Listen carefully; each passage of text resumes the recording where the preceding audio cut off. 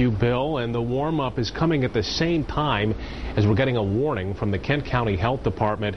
It was issued after a dog died after being inside of a locked car for around 3 hours this weekend at the RiverTown Crossings Mall in Granville. And 24-hour News 8's Jessica Leffler is live to show us how quickly this mistake can turn dangerous. Jess?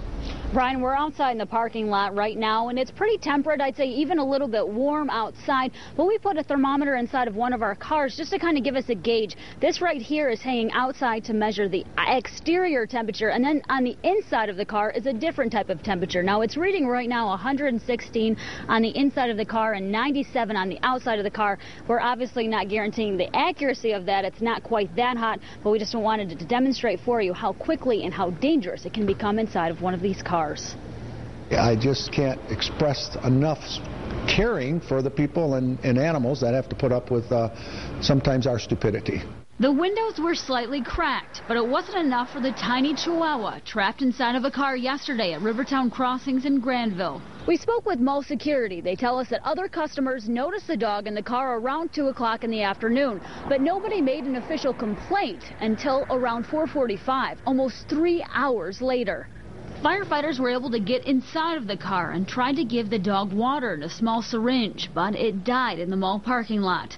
Police officers cite the National Weather Service. The temperature spanned from 76 to 78 degrees outside of the car, but inside of the vehicle, animal control officers estimate the temperature soared somewhere between 98 and 100 degrees. There is great concern for dehydration that can occur in very, very little time when you have heat at the degree that we see it in vehicles. We've seen vehicles without pets in where the windshield snapped. People underestimate how rapidly this can occur. Veterinarians say in a dog's build, it's meant to protect them in the bitterly cold winter months, and that's what makes them more susceptible to heat in the summertime. Dogs only perspire through their mouth and through their feet, and so their mechanism of cooling is somewhat handicapped. Granville police officers are not releasing the name of the dog's owner. The fire chief says they were called to RiverTown Crossings 5 to 8 times last year for similar complaints, but this time the outcome was deadly.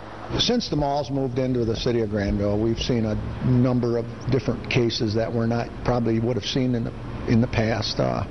We see pets, we see kids that are left in the car for just a minute. Charges against the owner of this dog are pending. If convicted, they could face one charge of abandoning cruelty to animals resulting in death. That's a 1-year misdemeanor. For now, we're live in Grand Rapids. I'm Jessica Leffler, 24-hour News 8.